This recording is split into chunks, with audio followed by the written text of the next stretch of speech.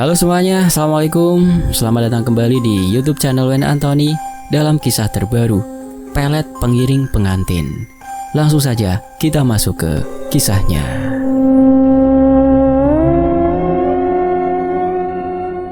Wangi kopi hitam dari dapur, aromanya menyeruak.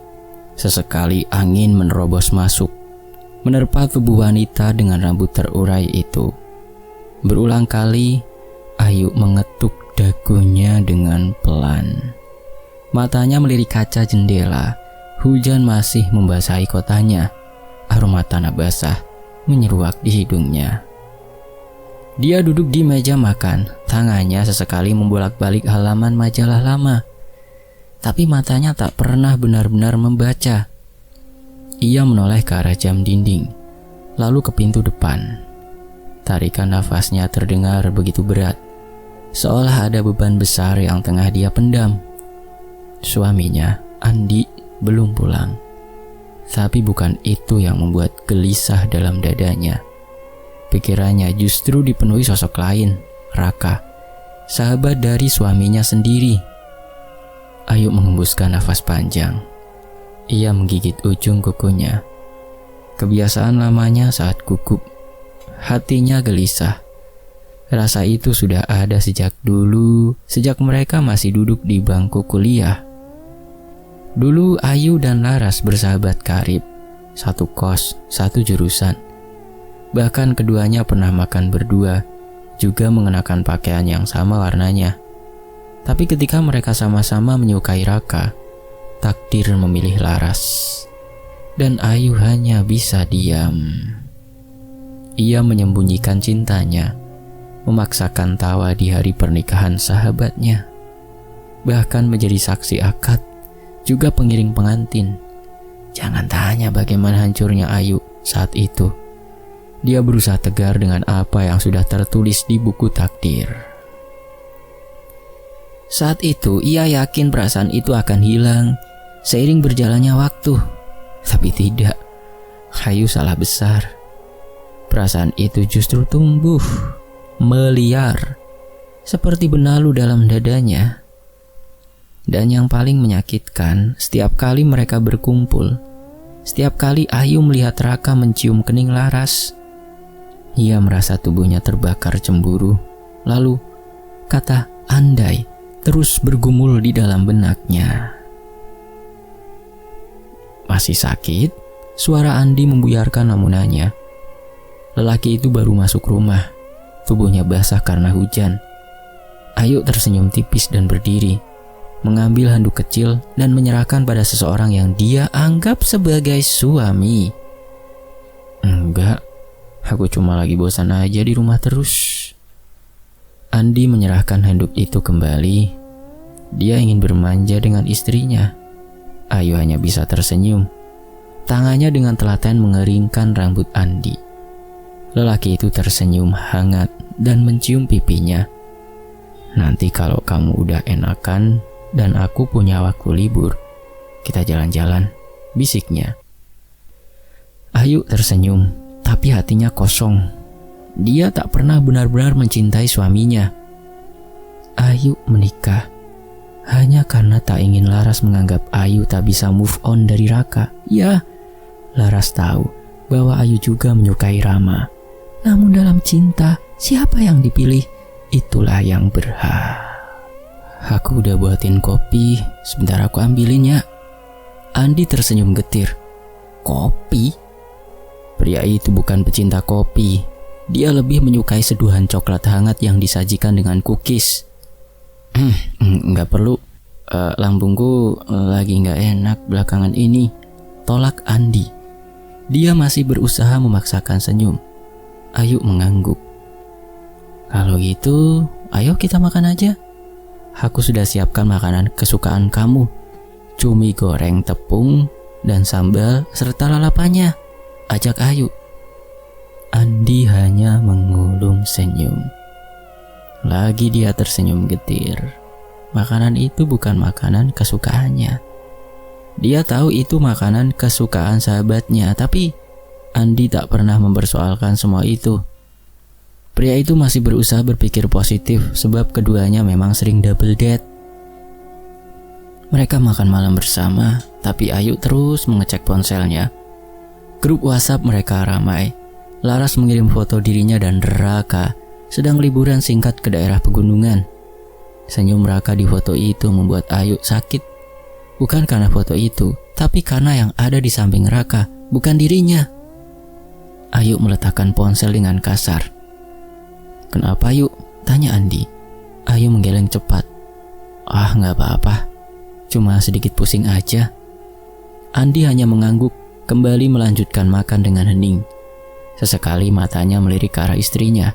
Wanita itu memperlihatkan wajah yang tak bersahabat, seolah ada yang membuatnya moodnya kacau. Andi membuka ponsel. Wajahnya tersenyum saat menyadari apa yang membuat istrinya menekuk wajah. "Oh, kamu iri karena gak bisa jalan seperti Raka dan Laras?" Pertanyaan itu membuat Ayu mengangguk cepat. "Aku juga pengen tahu diajakin jalan-jalan. Selama ini kamu kerja terus, bahkan gak ada waktu buat di rumah. Aku kesepian." Ayu terpaksa berbohong. Tak mungkin dia menceritakan hal sebenarnya pada suaminya. "Ya udah, besok kalau aku ada waktu libur, kita jalan-jalan ke tempat yang sama." Setelah makan, Andi tertidur lebih dulu. Tapi Ayu justru menatap langit-langit kamar. Matanya tak bisa terpejam. Di kepalanya, wajah Raka muncul berulang-ulang. Senyuman Raka dan suara Raka semua terngiang dalam benaknya. Seandainya waktu itu aku lebih berani, mungkin aku bisa bersamanya, membangun rumah tangga yang bahagia, yang di dalamnya ada cinta dariku. Ayu bangkit, membuka laci meja, mengeluarkan sebuah kartu nama yang sudah lecek. Di sana tertulis sebuah nama dan alamat yang jelas. Bu Darmi, seorang dukun wanita. Ia mendapatkannya seminggu lalu dari seorang ibu yang pernah ke sana. Awalnya Ayu tak tertarik, tapi sejak mimpi-mimpinya dipenuhi bayangan Raka dan perasaan rindu makin tak tertahan, ia mulai berpikir mungkin dia harus mencobanya. "Coba dulu Mbak, saya juga pakai itu buat nundukin suami saya." Ayu masih ingat betul percakapannya dengan ibu-ibu itu. Keesokan harinya, Ayu pergi diam-diam ke alamat yang tertera. Saat Andi sudah pergi bekerja. Lokasi itu terletak di pinggiran kota, jauh dari keramaian.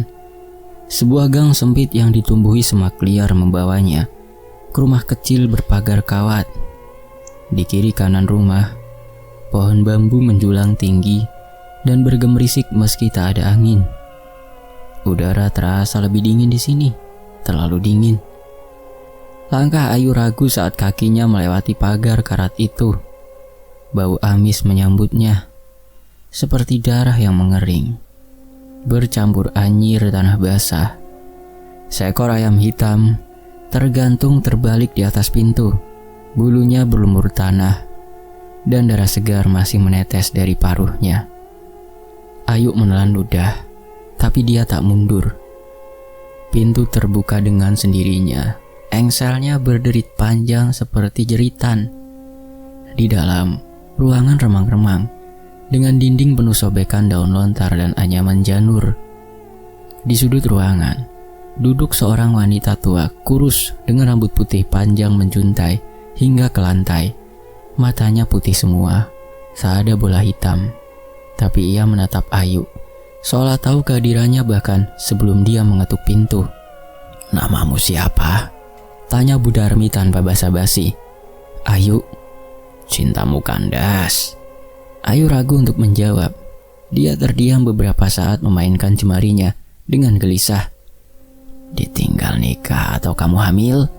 tebak Bu Darmi. Bukan saya. Saya mencintai orang, tapi dia sudah milik orang lain, dan dia juga sudah menikah." Ayu tertunduk sambil menggigit pelan bibirnya, seolah kata yang barusan dia lontarkan berisi kalimat penuh dosa. "Lalu kau ingin dia juga mencintaimu?" Bu Darmi menatap tajam. meski harus menyingkirkan istrinya? Tanyanya lagi, kali ini dengan intonasi lebih rendah. Ayu terdiam. Kata-kata itu menusuk hatinya dengan telak. Tapi ia tetap mengangguk pelan. Bu Darmi tersenyum. Ia lalu berdiri dan mengambil sebuah botol kecil dari rak kayu berisi cairan merah tua yang mengental.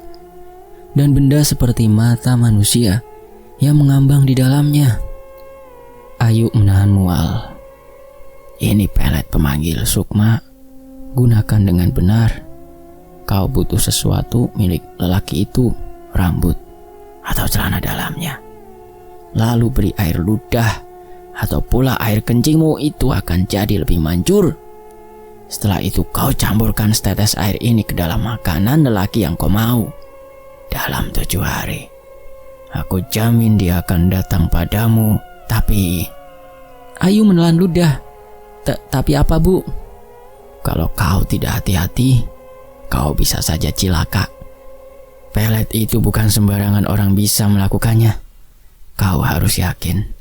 Itu kunci yang utama. Satu lagi, pastikan hanya 1 atau 2 tetes. Jangan banyak-banyak, atau kau akan tanggung sendiri konsekuensinya. Ayu tak mengerti sepenuhnya, tapi ia tak bertanya lagi. Wanita itu menyerahkan amplop berisi uang, kemudian mengangguk dan berlalu. Di lain waktu, sudah seminggu lamanya, Ayu menginap di rumah Raka dan Laras karena Andi sedang dinas keluar kota. Saat Raka baru keluar dari kamar mandi, Ayu masuk ke kamar mandi diam-diam dan mengambil celana dalam yang baru saja Raka pakai. Tangannya gemetar, tapi hatinya berdebar karena harapan. Berharap ini akan berhasil. Malam itu, Ayu menjalankan ritual sesuai petunjuk. Ia meneteskan ludah dan sedikit air kencingnya itu ke dalam makanan yang ia masak. 3 hari berlalu dan perubahan mulai terasa. Raka mulai sering menghubunginya, menanyakan kabar, mengirimkan foto-foto, bahkan mengomentari status WhatsApp-nya. Ayu mulai senyum-senyum sendiri. Peletnya berhasil. Tapi Andi menyadari semua itu. Istrinya lebih sering bermain handphone daripada mengobrol dengannya. Yuk, Ayu, Ayu! Andi menggebrak meja. Wanita itu terperanjat. Apa Cindy? Ketus Ayu. Dia kembali memainkan handphone, membalas pesan demi pesan yang Raka kirim untuknya. Kamu kenapa sih main handphone terus belakangan ini? Bahkan ketika aku pulang, kamu gak pernah nyambut aku, bawain tas aku kek. Semua kebiasaan kamu itu hilang sejak aku pulang dari dinas. Kenapa kamu? Kamu ada simpanan, ah? Suara Andi meninggi. Handphone yang di tangan Ayu dia rampas. Andi membantingnya, membuat Ayu dengan refleks menamparnya. Sialan kamu, Di. Emangnya kenapa kalau aku lebih sering lihat handphone daripada kamu, ah? Selama ini kamu juga sibuk kerja dan kerja. Kamu gak tahu kan betapa kesepiannya aku di rumah? Ayu berlalu mengambil handphonenya dengan kasar. Andi mengacak rambut frustasi. Pria itu menarik nafas. Maaf yuk. Lirih kalimat itu terucap. Andi berjalan dengan gontai menuju balkon. 2 tahun pernikahan tak pernah sekalipun mereka ribut. Hari ini semuanya berubah. Kondisi rumah jadi tak stabil. Sejak hari mereka bertengkar, Ayu tak pernah lagi berbincang dengan Andi. Wanita itu lebih memilih bungkam.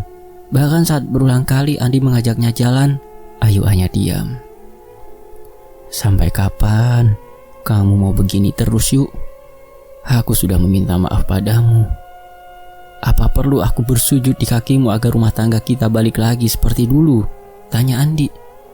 Ayu hanya mendengkus, berjalan ke kamar lain dan mengunci pintu.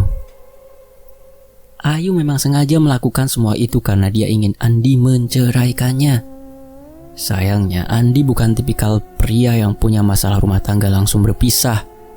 Dia ingin tetap bersama, menyelesaikan semua masalah dengan kepala dingin.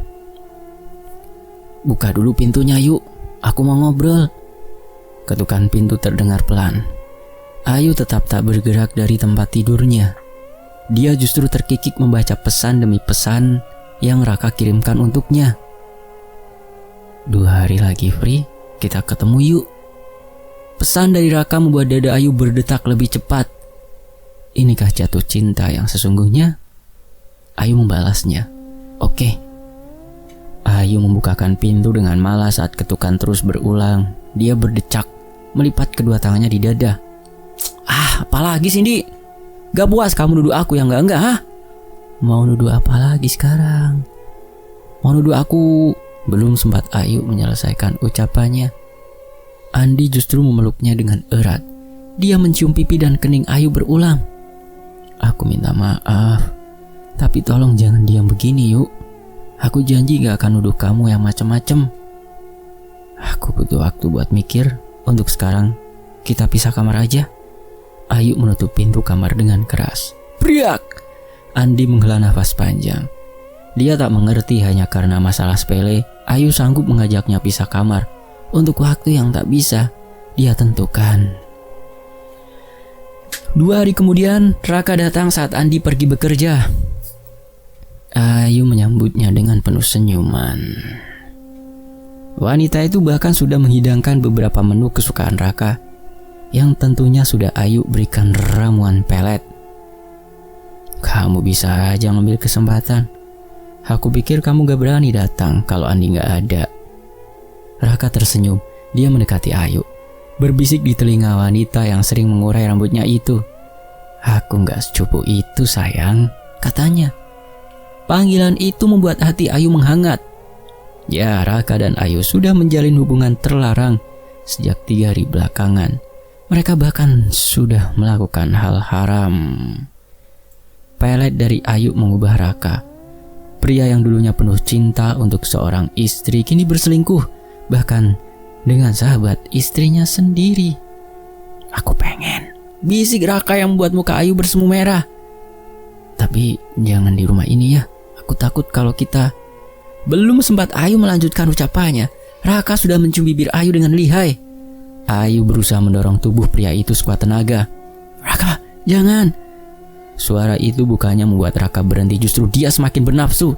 Jangan, aku takut ketahuan, sentak Ayu. Dia mendorong Raka dengan sekuat tenaga. Payah. Lagian apa sih yang kamu takutin dari Andi? Aku jago bela diri. Aku pasti bisa ngalahin dia. Bahkan aku buat lehernya patah juga bisa, sungut Raka. Ayu hanya terkekeh geli. Kita lakuin itu di hotel kayak biasa aja. Kalau di rumah ini, takut lama-lama ketahuan sayang. Yuk, ajak Ayu. Tangannya menggadang pelan tangan Raka. Keduanya berjalan menuju pintu depan. Namun, langkah Ayu terhenti saat suaminya berdiri di depannya dengan raut wajah tak bersahabat. Sejak kapan lu di sini, bro? Tanya Andi datar. Secepat kilat pegangan keduanya terlepas, tapi Andi bisa melihat raut tak suka dari istrinya. Barusan, bro. Sendiri? Tanya Andi lagi. Kali ini pria itu bahkan menaikkan satu alisnya. Raka mengangguk kikuk. Dia dan Ayu seperti orang yang tengah dipergoki. Laras kenapa nggak ikut? Laras sakit. Aku kesini tadi cuma mau nanya obat sama Ayu. Beberapa hari ini Laras kurang enak badan. Kalau gitu aku pamit ya, bro. Raka memeluk dan menepuk pelan pundak Andi. Andi hanya mengangguk, tak berniat menyuruh temannya untuk tetap tinggal, sebab pikirannya penuh dengan pikiran Ayu. Andi bisa melihat raut wajah Ayu yang penuh dengan senyuman saat bersama Raka. Jauh berbeda saat istrinya itu bersamanya.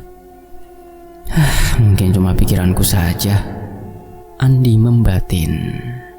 Hari demi hari kedekatan Ayu dan Raka semakin menjadi, membuat Andi dan Laras mulai menaruh curiga pada pasangan halal mereka. Keduanya sepakat untuk bertemu di sebuah kafe saat istirahat di jam kerja. Jadi, Raka sering ke rumah kamu. Kok dia nggak ada bilang sama aku ya? Isinya cuma main sebentar. Laras tampak berpikir. Tangannya terus mengetuk pelipisnya berulang. Aku mau nanya Dendi, semalam Ayu apa ada di rumah? Enggak, dia nggak pulang semalaman. Katanya pulang ke rumah ibunya sih. Aku mau antar, dia nolak. Aneh, Raka juga semalaman gak pulang. Wajah keduanya langsung menegang. Pikiran buruk memenuhi ruang kepala mereka. Apa mereka selingkuh? Tanya keduanya bersamaan. Kita harus cari buktinya, segera.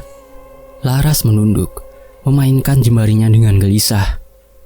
Tapi aku takut kalau mereka beneran selingkuh. Aku belum siap, Di. Andi menghela nafas panjang. Matanya menatap Laras dengan seksama. Aku juga belum siap terima kenyataan pahit jika benar mereka selingkuh. Tapi kita harus bertindak, Ras. Jangan sampai mereka semakin jauh. Gimana caranya? Aku punya ide. Sekarang kita pulang dulu, bersikap biasa aja dengan Raka. Aku juga akan melakukan hal yang sama dengan Ayu. Laras mengangguk. Keduanya pulang dengan resah di dada. Hujan turun rintik-rintik sore itu, membasahi kaca mobil yang kini terparkir di sudut parkiran hotel bintang 4 yang tak jauh dari pusat kota. Dari dalam mobil, dua pasang mata menatap tajam ke arah pintu masuk lobi. Laras menggenggam tangannya begitu erat, hingga buku-buku jarinya memutih. Itu mereka, bisik Laras nyaris tak terdengar. Suaranya tercekat, sakit. Andi menoleh ke arah yang sama. Matanya terpaku pada dua sosok yang baru saja keluar dari lobi hotel. Ayu dan Raka tertawa. Mereka berjalan berdampingan. Wajah mereka tampak begitu dekat. Tangan Ayu sempat menyentuh lengan Raka, dan pria itu membalas dengan meremas lembut jemarinya. Anjing! Desis Andi. Dadanya bergemuruh, tapi ia tetap duduk diam, menahan gejolak yang menuntut untuk meledak. Laras menutup mulutnya, berusaha menahan isak. Matanya berkaca-kaca, tubuhnya bergetar. Aku gak nyangka dia, aku gak siap. Ayo, kenapa dia tega, sahabatku sendiri dan suamiku? Andi menggeleng perlahan. Aku juga gak nyangka, tapi kita gak boleh gegabah. Kita harus pastikan semua. Tangkap mereka dengan bukti yang jelas, bukan emosi. Raka dan Ayu berjalan ke arah parkiran. Andi buru-buru menunduk, menyembunyikan wajahnya dari kaca. Laras pun melakukan hal yang sama.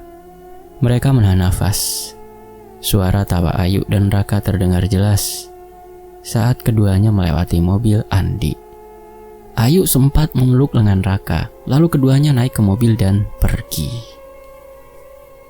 Hening menguasai ruang mobil selama beberapa menit. Hanya suara nafas tercekat Laras dan deru hujan yang menjadi latar.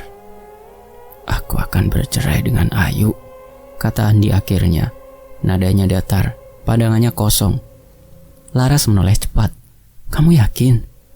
Aku akan ceraikan dia setelah urusan aku dan dia selesai, jawab Andi penuh dengan pertimbangan. Aku tak bisa bercerai dengan Raka. Aku tahu semua perubahan Raka ini pasti ada hubungannya dengan istrimu. Apa maksudmu, Ras? Tanya Andi tak mengerti. Laras menghela nafas panjang. Wanita itu bersandar lemas di mobil, memegang dadanya yang terasa begitu sesak. Sifat Raka belakangan benar-benar berubah. Pria itu tak pernah lagi menyebut namaku. Dia selalu menyebut Ayu, Ayu, dan Ayu. Bahkan saat kami melakukan hubungan badan sekalipun, dia tetap menyebut nama istrimu. Aku curiga, Andi, Ayu melakukan hal kotor untuk mendapatkan cinta Raka. Andi terdiam beberapa saat. Ingatannya tentang masakan yang selalu Ayu sajikan. Bahkan minuman yang selalu Ayu berikan pun tak pernah sekalipun kesukaan Andi. Aku pikir Ayu hanya lupa tentang makanan dan minuman kesukaan aku. Ternyata dia memang sama sekali tak mengingatnya, Ras. Sejak kami menikah, Ayu selalu menghidangkan berbagai menu makanan kesukaan Raka. Ternyata aku yang terlalu buta, Ras. Lalu apa rencanamu selanjutnya? Aku akan pikir semua ini. Sekarang aku antar kamu pulang dulu. Malam itu Ayu pulang ke rumah dengan wajah berseri. Ia masih mencium wangi parfum Raka di bajunya. Kenangan sentuhan pria itu masih melekat jelas di kulitnya. Namun senyumnya menghilang seketika saat melihat Andi sudah duduk di ruang tamu, menatapnya tanpa ekspresi. Kamu gak bilang mau keluar kota, kata Andi pelan. Ayu gugup. Ia berusaha tersenyum. Tadi mendadak aja, Andi. Aku ke rumah mama. Andi bangkit berdiri. Ia berjalan pelan mendekat. Matanya menelisik setiap detail wajah istrinya. Rumah mama ya? Ayu mengangguk. Iya, mama tiba-tiba sakit. Andi mengangguk pelan. Besok aku mau jenguk mama kasihan juga kalau sakit. Ayu terdiam. Pikirannya kalut. Andi tak pernah selembut ini saat bicara. Ayu merasa ada sesuatu yang salah. Udah malam, istirahat sono, ujar Andi sambil menepuk bahu Ayu. Ayu berjalan ke kamar dengan jantung berdebar. Tapi Andi tetap tinggal di ruang tamu, menatap layar ponselnya. Di sana, dia memutar ulang rekaman suara. Tawa Ayu, suara Raka, semua terekam jelas dari alat perekam kecil yang dia letakkan di bawah dashboard mobil. Keesokan harinya, Andi menghubungi Laras. Mereka bertemu di sebuah taman yang sepi. Laras mengenakan kacamata hitam, tapi Andi tahu matanya bengkak. Kita harus bikin mereka membayar semuanya. Pengkhianatan harus dibalas setara, kata Andi tajam. Apa kamu mau laporin mereka ke polisi? Atau kita minta mereka akui di depan keluarga? Andi menggeleng. Enggak, itu terlalu mudah. Aku mau mereka ngerasain yang lebih dari itu. Laras menatapnya bingung. Tapi ia tak bertanya lebih lanjut. Dalam hatinya, dendam itu pun menyala. Ia ingin melihat Ayu merasakan sakit yang sama. Urusan Ayu serahkan aja padaku. Sekarang kamu hanya perlu membantu aku melakukan satu hal. Singkat cerita, sudah 2 minggu Raka tak lagi membalas pesan, tak lagi mengangkat telepon. Ayu gelisah. Ia datang ke rumah Raka hampir setiap hari, tapi mereka tak pernah bertemu. Pintu tak dibuka, jendela tertutup rapat, dan Laras selalu berdiri membisu di balik tirai, menatapnya dingin. Apa Raka sakit? Bisik Ayu sendiri sambil menempelkan telinga ke pintu pagar. Kala itu Ayu nekat masuk lewat celah samping. Ia memanjat pagar, berlari menuju pintu belakang, hanya untuk mendapati rumah kosong. Suara jam berdetak nyaring. Udara di dalam terasa dingin dan bau busuk samar menyelip di sela-sela angin. Aku tahu kamu di sini, Raka, katanya lirih. Aku tahu kamu masih hidup. Aku tahu kamu masih cinta aku. Tapi tak ada jawaban. Hari berikutnya Ayu mulai mendengar suara-suara di rumahnya sendiri. Malam hari ia terbangun karena suara nafas berat dari bawah tempat tidur. Ketika ia mengintip, sepasang mata merah menatap balik ke arahnya. Raka, suara Ayu gemetar. Wajah itu muncul dari bawah ranjang. Wajah Raka, tapi rusak, dingin, marah. Kulitnya lebam, matanya merah darah, dan bibirnya retak penuh luka. Kamu yang bunuh aku, Ayu. Ayu menjerit. Ia memeluk kepalanya, meronta, menangis dalam ketakutan yang tak bisa dia cerna. Hari berikutnya ia melihat Raka duduk di pojok kamar, memeluk lutut, berbisik-bisik. Kenapa kamu racuni aku? Kenapa kamu buat aku pergi dari Laras? Kenapa kamu paksa cinta kita? Kenapa kamu tega? Ayu mencoba menjelaskan. Ia menangis. Ia berteriak. Tapi Raka hanya terus menatapnya dengan tatapan penuh dendam. Enggak, Raka. Aku gak ada niatan bunuh kamu. Aku cuma mau kamu jatuh cinta sama aku, itu aja, gak lebih. Tolong jangan ganggu aku, Raka. Pergi. Usir Ayu. Dia menggeleng kuat menutup wajahnya. Ayu ingat hari itu hari di mana Ayu melihat mulut Raka penuh dengan busa dan buih. Dokter menyatakan Raka telah meninggal. Tapi pikiran Ayu menolak semua kejadian mengerikan itu. Suatu malam, Ayu mencoba bunuh diri, tapi gagal. Ia hanya merobek sedikit pergelangan tangan. Andi yang pulang malam itu menemukan Ayu dalam keadaan telanjang. Tubuhnya penuh dengan luka gores. Luka itu tampak disayat dengan cutter. Tolong Raka, kasihan dia belum mati. Belum, tutur Ayu masih dengan mata yang terpejam. Semakin hari kondisi Ayu semakin memburuk. Keluarganya sepakat untuk membawa Ayu ke rumah sakit jiwa. Ayu digelandang paksa oleh keluarganya. Saat perjalanan, Ayu terus-menerus meronta, berteriak ketakutan. Namun hari demi hari kondisi Ayu tak kunjung membaik. Ia terus memanggil nama Raka. Kadang dia menangis, kadang pula tertawa sendiri. Kadang mencakar dinding hingga jarinya berdarah. Setelah pertimbangan panjang, Ayu akhirnya dipasung. Di sebuah kamar kecil, kasur tipis, cahaya remang, dan satu jeruji besi di depan. Disitulah Ayu menghabiskan hari-harinya. Rambutnya kusut, matanya sayu. Tubuhnya kurus tinggal tulang. Dan Raka masih sering datang dalam halusinasinya. Menatap dari sudut kamar, menangis, berteriak. Terkadang menciuminya dan berbisik, "Ayo ikut aku, ayo ikut aku." "Raka, pelet itu membunuhmu ya? Kamu kesakitan di sana ya? Tenang saja Raka, aku pasti akan menemanimu. Aku pasti akan menyusulmu." Hari demi hari Ayu habiskan di ruang pengap itu. Tak ada keluarganya yang datang melihat. Hanya Andi, mantan suami Ayu yang setia datang dan melihat Ayu, memberikannya makanan dan minuman.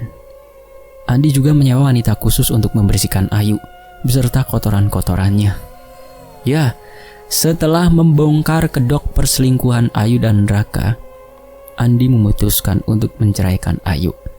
Saat itu keluarga Ayu membencinya. Makian dan hinaan terlontar dari mulut kedua orang tua, bahkan saudara-saudara Ayu.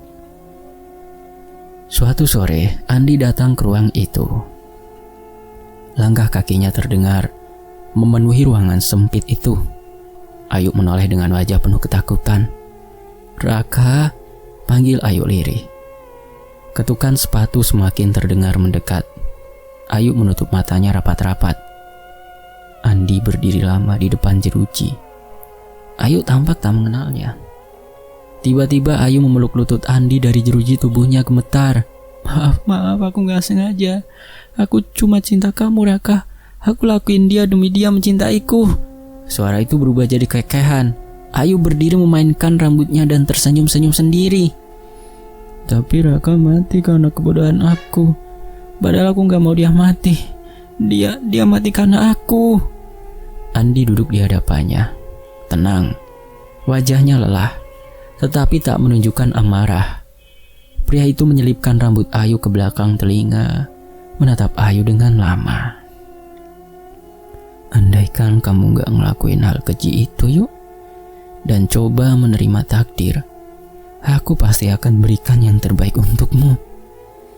Ayu mendongak, menatap Andi dengan seksama. "Andi." Suara itu memanggil nama mantan suaminya. Secepat kilat mood Ayu berubah drastis. Dia berusaha mendekat, namun terhalang oleh pasung besar di kaki. "Andi, Raka mati karena aku, Di. Aku yang menaruh pelet ke dalam setiap makanan Raka. Aku yang ceroboh, aku yang overprotective. Aku yang ingin dia tetap jadi milikku. Aku bersalah, aku bodoh, Di." Ayu menangis tergugu. "Dia gak mati yuk," kata Andi perlahan. Dia mendekati Ayu. Pria itu merogoh rokok di saku celananya, mengembuskan dengan kasar. Matanya berkaca-kaca menatap Ayu. "Kasihan kamu yuk, jadi tak terurus gini," gumam Andi. Asap rokok memenuhi ruangan sempit itu. Udara semakin jadi sesak. Sesekali Ayu terbatuk-batuk. "Raka sehat yuk, dia baik-baik saja. Bahkan sudah lebih baik dari sebelumnya." "Apa maksudmu? Raka sehat? Di mana dia? Kenapa tidak menjengukku? Apa pelet itu tak ampuh lagi? Kalau gitu aku harus buat pelet lagi." Ayu meludah, kencing, dan mencampur semuanya ke dalam piring makanan yang dibawakan oleh Andi. Ayu terkekeh.